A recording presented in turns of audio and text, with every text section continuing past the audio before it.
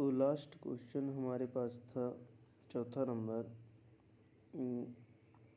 एक रेलगाड़ी एक रेलगाड़ी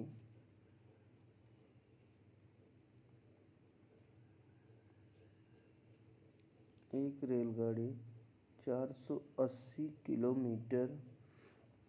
किलोमीटर की दूरी समान चाल से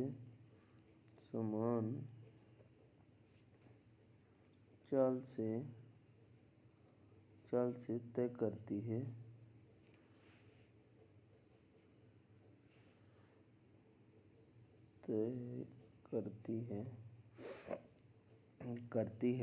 यदि इसकी चाल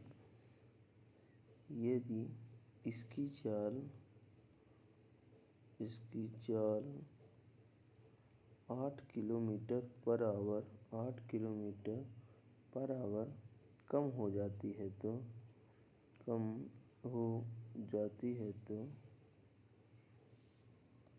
तो वह उसी दूरी को तय करने में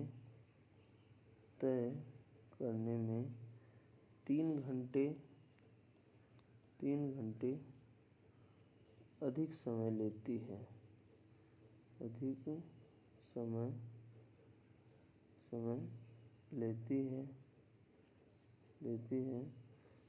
तो रेलगाड़ी की चाल ज्ञात कीजिए। रेलगाड़ी की चाल ज्ञात कीजिए। ये हमारे पास क्वेश्चन है और ये लास्ट क्वेश्चन था 4.1 का। इसका हम सलूशन देखें तो हम पाते हैं कि माना रेलगाड़ी की चाल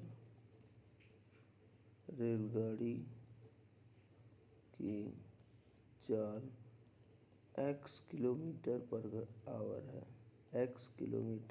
पर आवर है। तो प्रश्नानुसार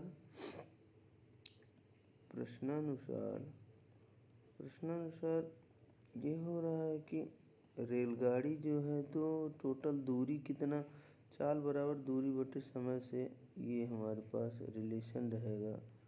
दूरी बटे समय से यहाँ देखिए चाल x है तो दूरी कितनी है 480 किलोमीटर। तो हम अगर समय बराबर निकाल लेते हैं तो समय बराबर सूत्र आ जाएगा दूरी बटे चाल।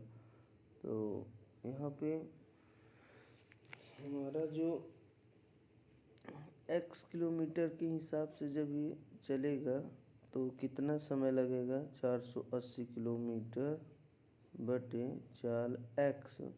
तो ये हमारा क्या लगेगा, इतना समय लग रहा है जब x की स्पीड से चलता है। और जब 8 किलोमीटर पर आवर कम हो जाती है चाल तो हमारा जो समय लगेगा वो कितना लगेगा 480 किलोमीटर की ही दूरी x माइनस 8 हो जाएगा।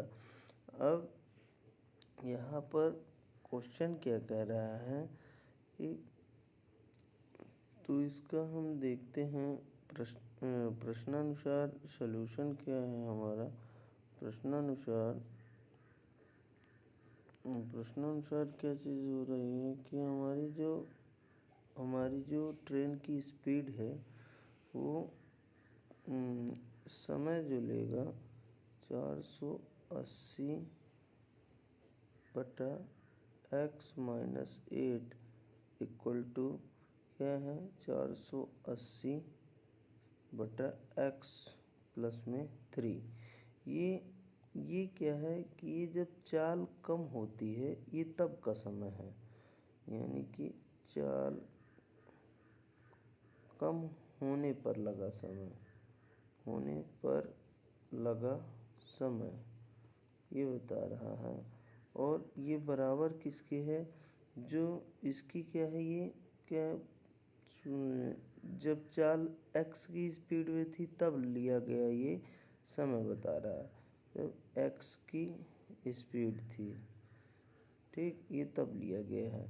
तो ये बोला है प्रश्न अनुसार कि यदि जब x की स्पीड है तो उससे 3 घंटा एक्स्ट्रा ले रहा है। 3 घंटा क्या ले रहा है? ज़्यादा समय ले रहा है जब इसकी चाल कम हो जाती है, यानी कि जब कम चाल होने पर ये 3 घंटा ये क्या ले रहा है, यहाँ पर ज़्यादा ले रहा है। इसको अगर हम इधर साइड कर लेंगे, पक्षांतर कर लेंगे, तो हमारा ये 480 बटा एक्स माइनस 8 माइनस 480 बटा एक्स इज इक्वल टू क्या आ जाएगा? 3 आ जाएगा। अब इसमें से हम 480 को क्या ले लेते हैं बाहर, यह आ जाएगा 1/1 minus 8 minus 1/x equal to क्या आ जाएगा? 3 आ जाएगा। 480 यहाँ पर हम इसका एलसीएम ले सकते हैं, तो एलसीएम लेने पर एलसीएम कितना आ जाएगा?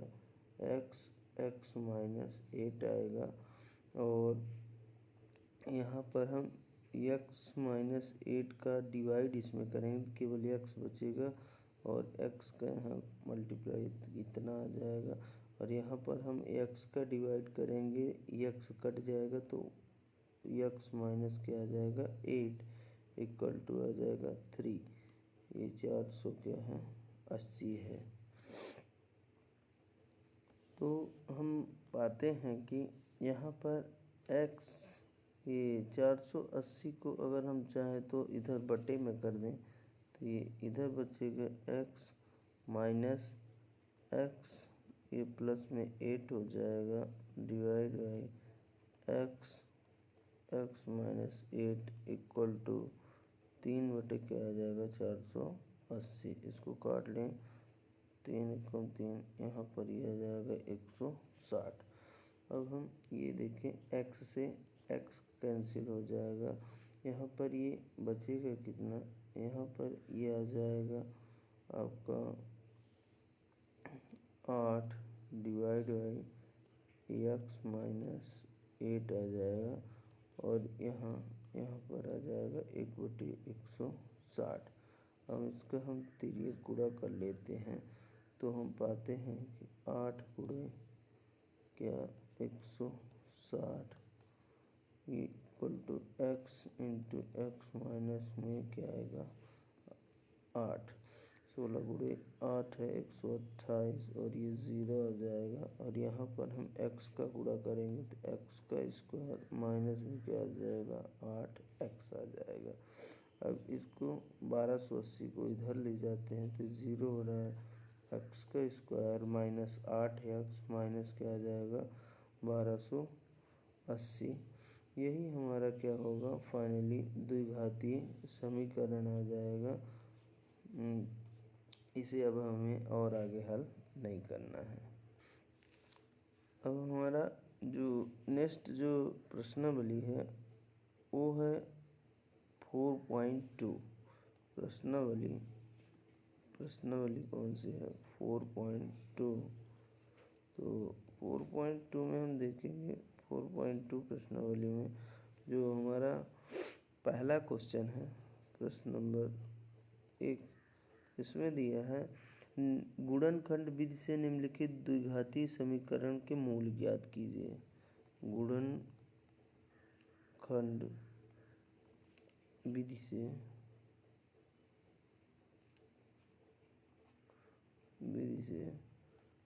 निम्नलिखित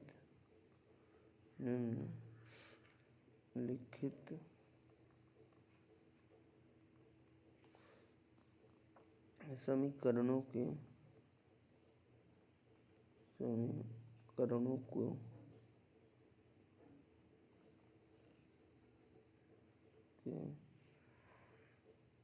मूल ज्ञात कीजिए। अब मूल ज्ञात कीजिए, तो इसमें हम देखते हैं कि एक वर्ड हमें नया आया है, मूल। पहला क्वेश्चन इसमें है, पहला नंबर है x का स्क्वायर माइनस 3x माइनस क्या है 10 इक्वल टू 0। तो इस क्वेश्चन को हम सॉल्व करेंगे, तो देखिए यहाँ पर इसका हम सॉल्यूशन देखते हैं। तो इसका रूल क्या रहेगा, ये पहला और ये अंतिम का हम मल्टीप्लाई करेंगे तो ये आ जाएगा -10x का स्क्वायर। मल्टीप्लाई करने पर हमें इसमें करना क्या होता है, ये बीच वाले को दो भागों में तोड़ना होता है। तो अब ये -10 स्क्वायर ये आएगा जैसे 5 दूना 10 या 10 एक कम क्या होता है 10, इसके गुणनखंड बनेंगे, दो ही बनेंगे। तो हमें यहाँ पे -3x लाना है। तो हम क्या करते हैं, हम चुनते किसको, 10 इसी को चुनना पड़ेगा, क्योंकि 5 में 2 जाएगा तो यहाँ पर ये 3 आ जाएगा और 3 हमें माइनस में लाना है। तो पहले हम छोटा सा दिमाग लगाएं।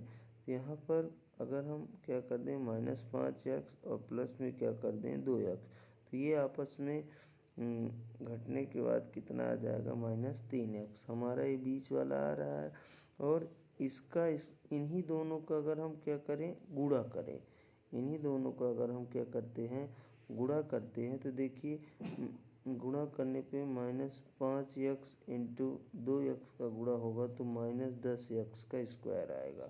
तो हमारा गुणा करने पर ये -10x का स्क्वायर फुलफिल हो और जोड़ने और घटाने पर ये बीच वाला -3x आए। तो यही हमारा सबसे मेन चीज़ है। जैसे ही हम कर लेते हैं तो हमारा ये 1 2 और 3 पदों का ये क्वेश्चन इसमें बदल जाता है, ये 4 पदों में चेंज हो जाता है। -5x + 2x -10 = 0। तो अब फिर हमें इन दोनों पार्ट में कॉमन लेना होता है और फिर इन दोनों पार्ट में कॉमन लेना होता है। तो कॉमन देखिए बहुत ध्यान से लेना पड़ता है। इन दोनों में क्या है, यहाँ और यहाँ हम देखते हैं तो केवल x है और ये कितना आ जाएगा x - 5। कॉमन लेने का मतलब x का भाग इसमें और x का भाग इसमें देना। यहाँ पर इसमें और इसमें देखते हैं कि केवल क्या है प्लस में 2 कॉमन होगा, 2 का भाग इसमें देंगे तो केवल x बचेगा, इसमें 2 का भाग देंगे तो यहाँ पर क्या बचेगा 5 बचेगा। इसको हम चेक भी कर सकते हैं, अगर हम इसका इसमें गुणा करें और इसका इसमें गुणा करें तो ये ऊपर जो दिया है ये आएगा। देखिए 2x और 2 पंचे 10। यहाँ देखें तो इसमें हम इसका गुणा कर दें और इसमें हम इसका गुणा करें तो ये ऊपर वाले आ जाएंगे x² - 5x। अब देखिए इसके बाद हम क्या करते हैं, इसके बाद हमारे पास ये x - 5 यहाँ भी है, x - 5 क्या है यहाँ भी है। तो x - 5 हम क्या करेंगे पूरे में से कॉमन ले लेंगे।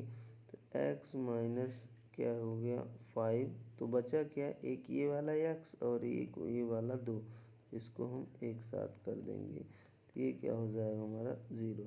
अब इसको भी हम 0 के बराबर लेंगे और इसको भी हम 0 के बराबर लेंगे तो हमारे मूल जो है तो मूल अथवा शून्यक निकल आएंगे। एक ये होगा और x + 2 = 0। तो यहाँ x बराबर ये क्या आ जाएगा 5 और दूसरा ये x बराबर क्या आ जाएगा -2। ये हमारा क्या है, ये पहला मूल जिसको हम अल्फ़ा बोलते हैं, अल्फ़ा बराबर 5 और बीटा बराबर क्या है -2 है।